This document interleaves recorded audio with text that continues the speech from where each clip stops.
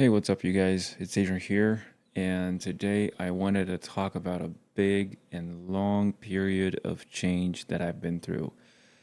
It's been a while since I wanted to make this video, and I decided to do it in this very chill tone, more like a conversation type of dynamic, very little editing, and you'll have to forgive me because half my mouth is numb right now. I just came back from the dentist. And I'm just mentioning this just so you know why I may sound a little weird, but it's slowly, coming back. So um, I guess I wanted to start by just mentioning that the main reason that has driven me to make such change, which I'll talk about in a second, what this really means, was to get away from so much noise because I felt overwhelmed. There was just too much. And the first step was to steer away or distance myself from all this noise. The noise means, it could be family, could be friends, could be video games, could be anything that you feel is like too much of that.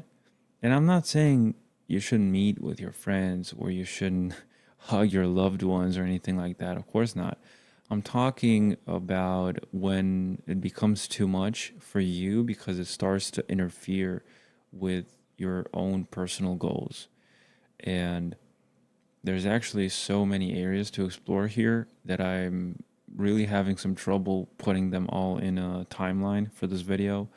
But because I have no script or anything like that, I'm just gonna run this on a natural pace that I'm just thinking of things and letting you know as I find out about them.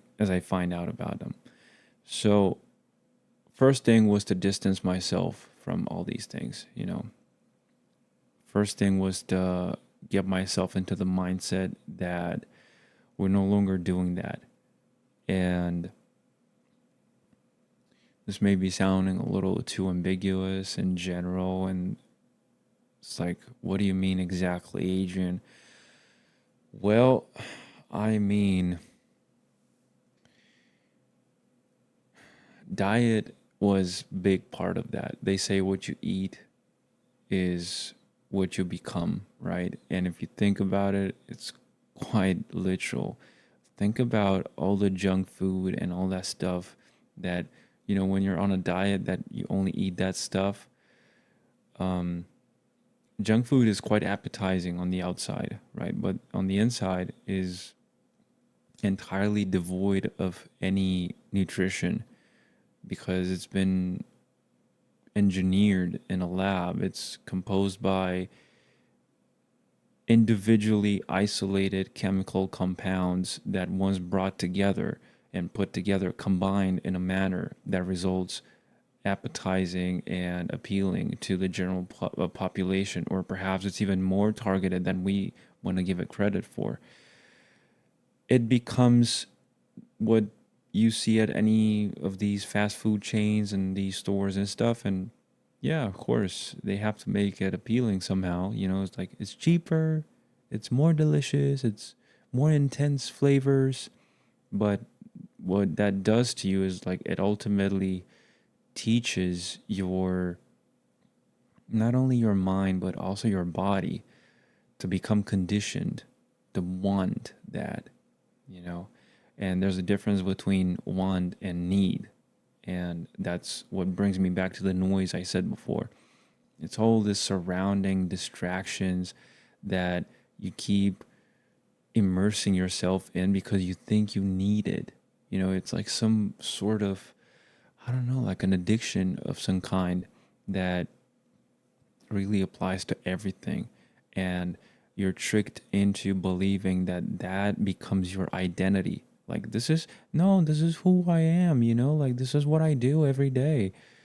It's like your morning coffee or your cigarette or your video game time or your whatever, bro. I don't know, like, you name it. You think that's you because you've been doing it for a long time, because you think you need it. So when you face this moment of absence of that very thing that you think you need, you just realize how much you need it and how much of it's really intense, like I need my coffee, man. You don't understand. So, yeah, just goes to show how dependent you've become on something. And I always come back to this phrase because I love it so much. Like, if you're nobody without that thing, then you don't deserve it. You shouldn't have it.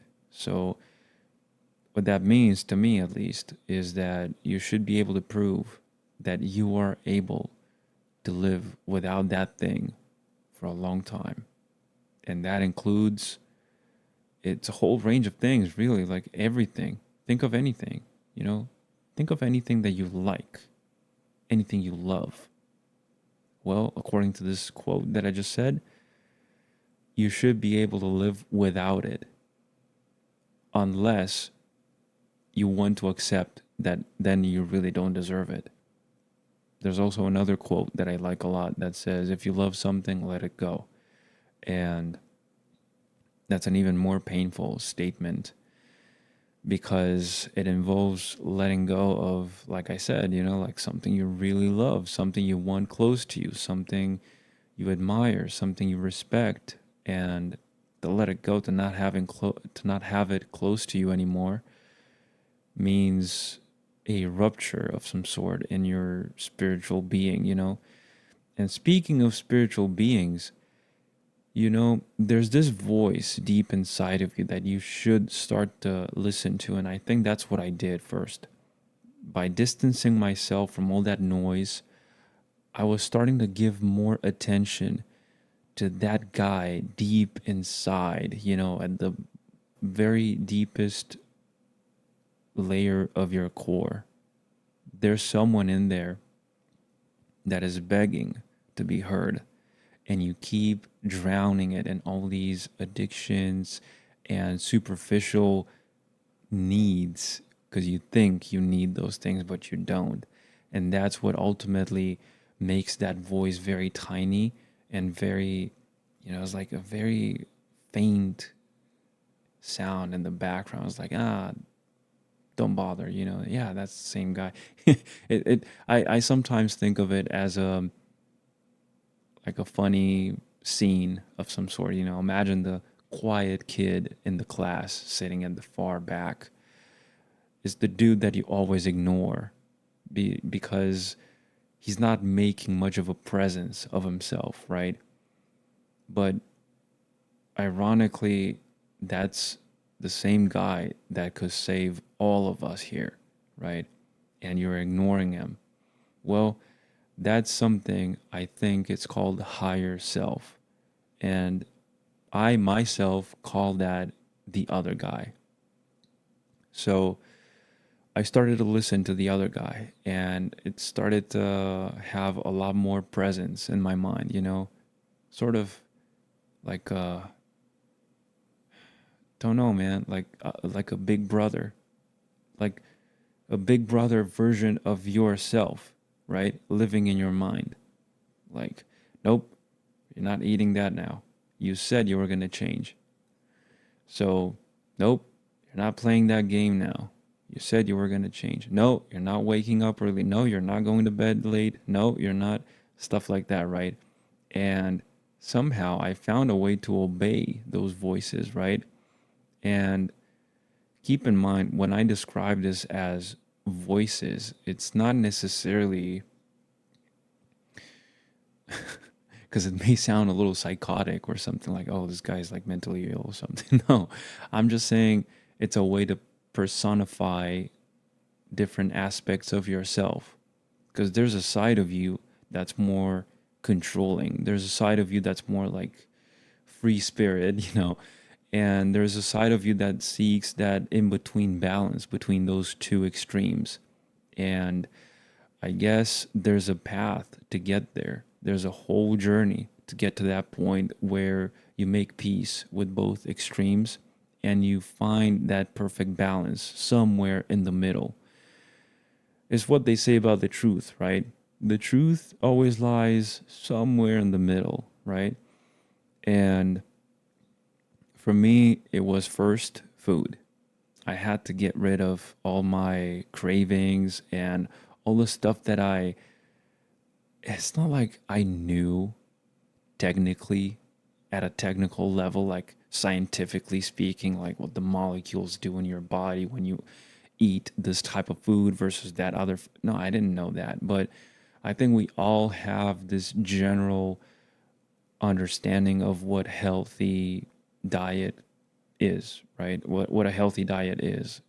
So, unfortunately for me, it was a little, it's like pretty blurry, like pretty cloudy in terms of the clarity of that, what that was.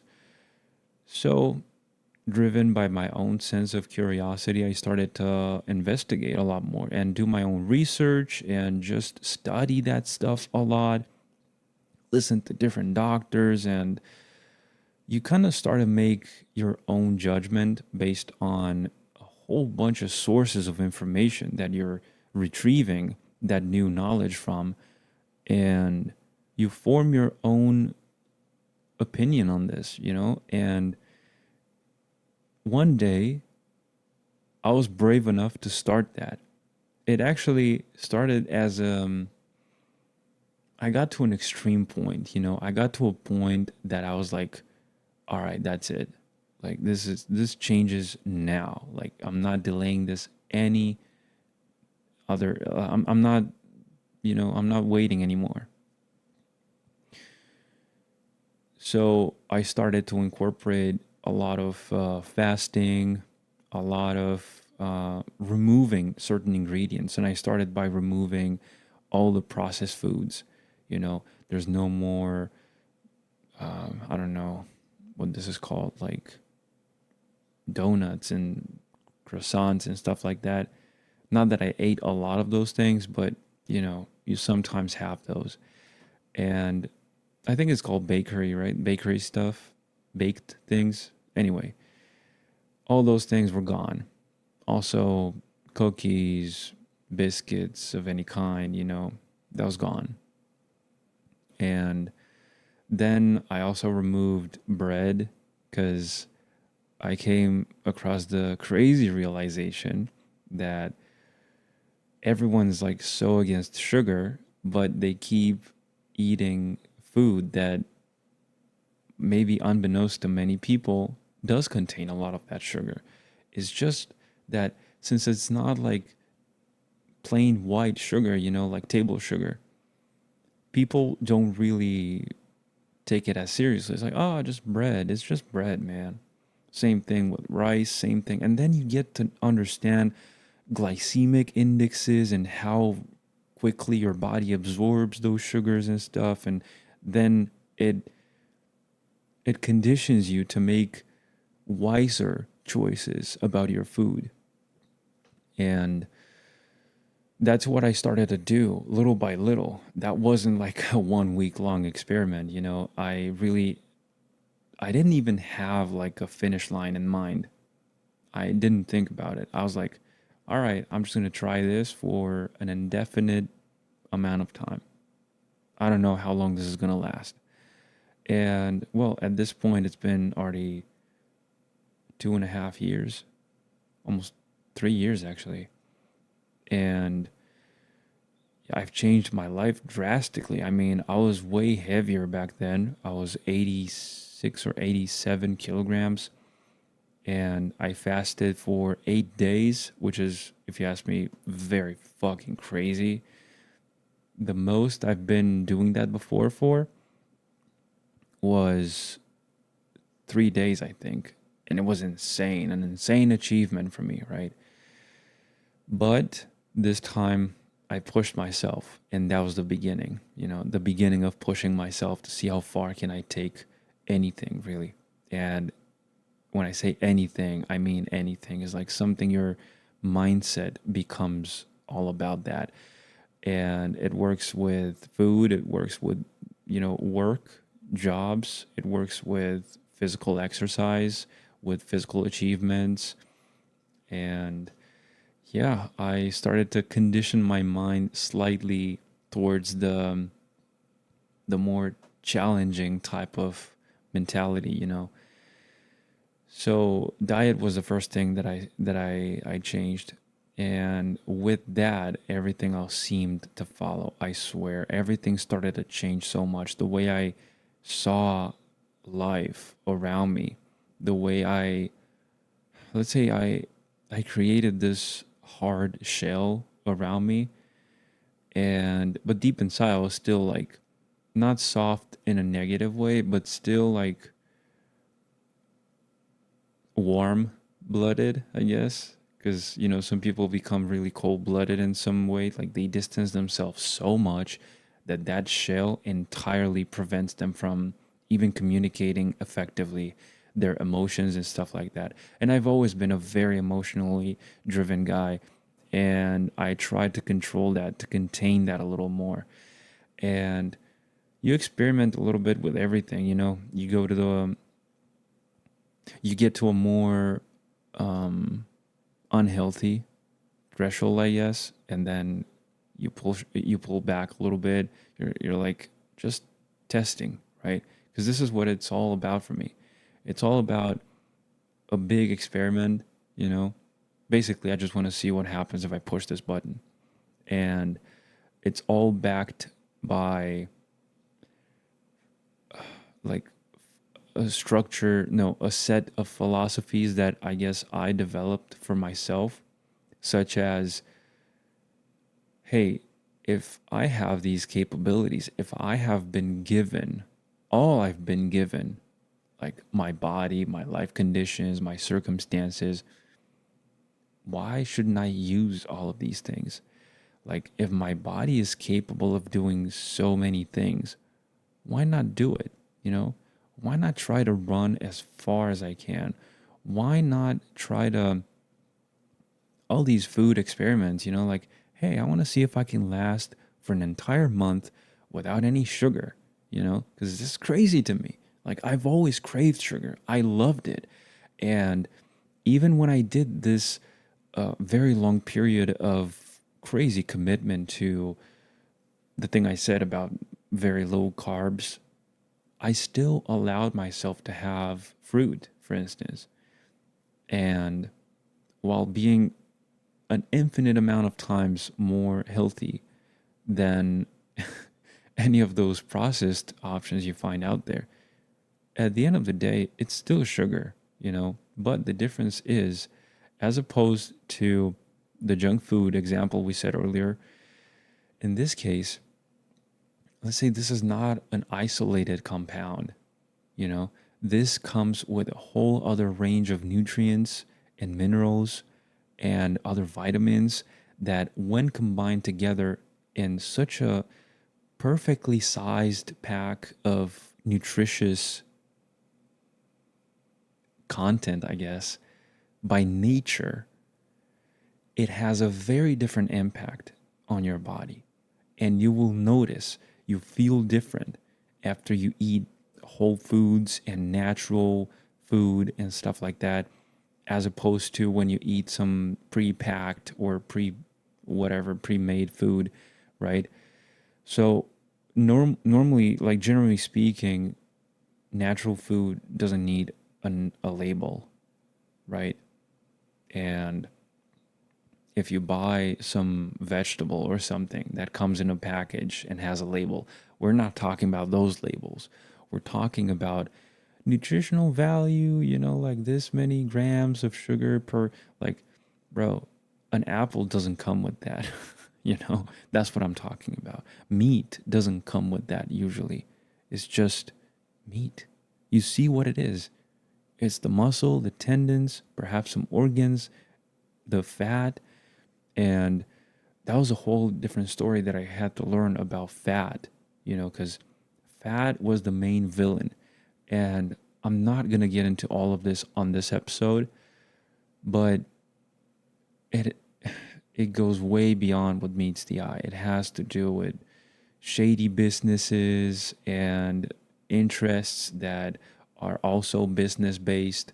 And you get to this point where These powerful corporations get to control the way you think about food.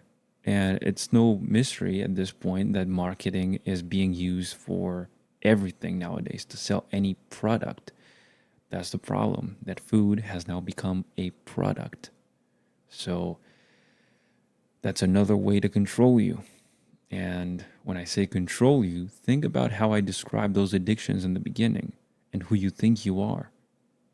Oh no, I don't eat this because I'm like that. Oh no, I only eat this in the morning because I'm like that. That's what you think, you know? You think you need that donut. You think you need breakfast. You think you need those cereals in the very early morning. The more you learn about this, the more mind blown you become, you know? And it's funny until it's not. It's daunting until you try. It's overwhelming until you endure long enough to reach. It's almost like pushing out of the atmosphere. You know, you have to fight really, really hard, right? Think of a rocket launching into space, right? It has to push back against the Earth's gravity until it reaches the outer layers of our atmosphere and it's free, right? You're just floating in space. That's what leaving or letting go of one of these dependencies feels like. You have to fight really, really hard the first days, perhaps weeks, because as opposed to what many people think, these things take a long time to adapt. The same way you don't get fat for eating a bad meal one day. You don't get fit for going to the gym once, you know? So it's a matter of consistency. It needs this continuity over time, repeated practice to form a new habit. And look, I can talk now about this very experiment I'm doing at the moment, which I called it the Silent 31 because during the month of July, and it's not because I chose July, it's just the month that I was in. So during June, I indulged big time just to see what happens. Because in May, I finished about 7 months of strictly committed, discipline oriented type of diet and exercise. And that's another challenge I did. I called it the Agon 205. 205 because it lasts for 205 days. And it's just a no days off challenge where you train twice a day, you do cardio every day. You can't eat any of those high carb foods that I mentioned, like bread, rice, stuff like that. And they are ingredients that I personally like. So it was really hard in the beginning, but then my mind got used to it. Same story with like the cardio thing and I'm not really an athlete, you know? I'm not a runner. Sometimes I really feel like who am I trying to fool, bro? I'm not a runner. Why am I even, but there I was running a fucking ultra. I was running an ultra marathon in the middle of that challenge. So it really pushes your mind to go to those places where you find out there's so much more than you wanted to believe. Because think about how you talk to yourself every day, right? You're constantly, it's like a little battle inside. You're constantly trying to convince yourself that you either can do something or you can't. And most of the times, like, you can't. That's what you tell yourself, like, nah, I can't do that. That's impossible. How could I, right? But one day you try. And what a surprise. Because you find out that you're actually very capable of doing that. And that's the beginning of it, I guess. From there, it can only go upwards, you know? And again, it's a whole this whole story, it's a mental conditioning kind of thing. You have to become your own parent in a way, you know? You have to be like your own sergeant of some sort. Some your own boss. You have to command yourself. And sometimes, especially in the very beginning, you'll have to be perhaps a little less permissive and less flexible. Like, no, I said no. I said we don't do this anymore until we get out of the Earth's atmosphere, like the example I mentioned. So perhaps after a couple of weeks or a couple months, it really depends on what you're trying to achieve. Perhaps then you will be able to say, all right, you know what? I can now allow myself to rest for a day, for instance, or, something like that. Or, okay, like there's a birthday party coming. It's someone I admire, someone I care really very much about. I'm going to have cake at their birthday, You know how people are like, oh, why are you not having cake at my birthday? It's the special cake that my mom did. And it's like, all right, bro, I'm having it. But as long as you're in that first stage where, it's like, think of an alcoholic, for instance. You can't offer him a beer, bro. You don't understand what you're doing to that guy. Oh, but it's just a beer. What's the big deal? Bro, he's an alcoholic. You can't give him that. The guy's fighting big time. Imagine the rocket is almost like making it out, and then some force pushes it back even more. He almost made it. Why would you ruin it for him now? And I think this has to do with an entirely different thing, which is a lack of empathy. A lack of empathy from the people around you, you know? And that's why you will have to train yourself to be prepared for that too, because not everybody will understand what you're doing, and people will be asking questions and they won't always have the best intentions, you know. In the best case scenario, it'll be someone who's genuinely curious to know, like, oh, so why do you do that? And you'll be like, oh, well, so if you're insecure, you'll start to kind of show some defensive behavior. And if you're really confident, you're probably just thinking, I actually don't even know. Like, there's so many things in my mind right now that I don't even know what to begin with to explain it to you, because it's usually casual conversations, it's like you don't have an hour long conversation available to you to explain all of these things, all the nuances and what goes through your mind and how you actually decided to do all of this. And that's why it becomes very difficult to communicate your intentions, your thoughts, your feelings, and everything that goes on in your mind when you're doing this to someone who's curious about it. But a lot of times it's usually people confronting you almost about it. So why don't you eat sugar? Because I'm trying not to eat sugar. Yeah, but why? There's nothing wrong with it. And I'm like, well, to me, they're well, but then and they try to raise the tone and the pace, and when they rush you, if you lose control, you'll end up saying things you don't want to say, and you'll regret it later. You'll think about that conversation saying, "Fuck, why did I say that? Why did I? Fuck, they tricked me. They got me. They just emotionally pulled me into that conversation. They let's say they brought me to their level and you gave in. That's what you want to I don't mean to say resist, but you got to be aware of at least. So that's why I always insist in increasing my awareness as much as possible.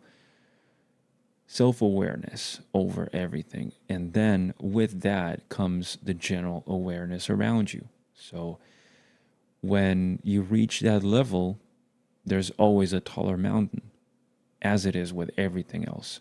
When you achieve something you thought was so tough, there's always someone to humble you about it. So you also have to, of course, keep in mind that you're playing your own game while not losing track of the objective, let's say the objective aspect of your surroundings, right?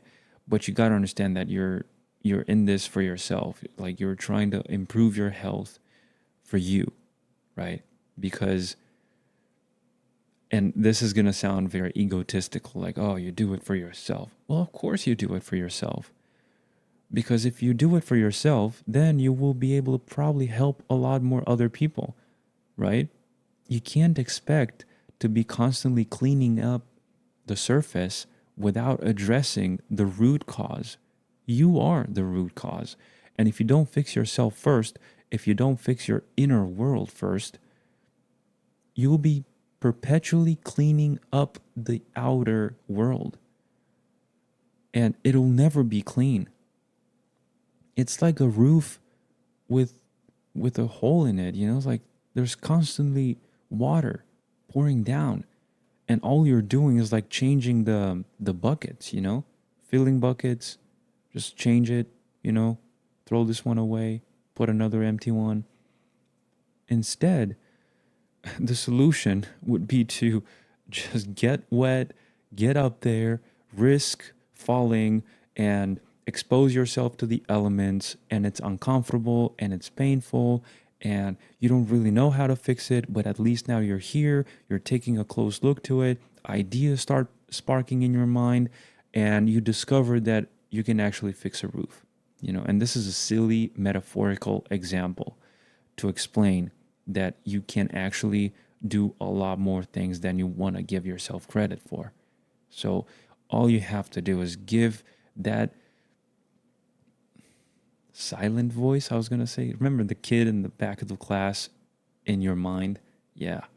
You have to give that guy a vote of, you have to trust that guy, right? And he'll prove to you that it was worth trusting him. So, yeah, I guess we could go into a lot of other things, but this has been now running for over 30 minutes. And well, I hope you enjoyed this episode. I'm sorry if I sounded a little weird sometimes, but yeah, my mouth is killing me right now. It's starting to wake up. But guys, thank you so much for listening. I hope you enjoyed it. I hope you can take away something that's useful to you to apply in your own journeys. And I just wanted to encourage you to keep going through whatever you're facing right now, because, you know, we will never know what happens.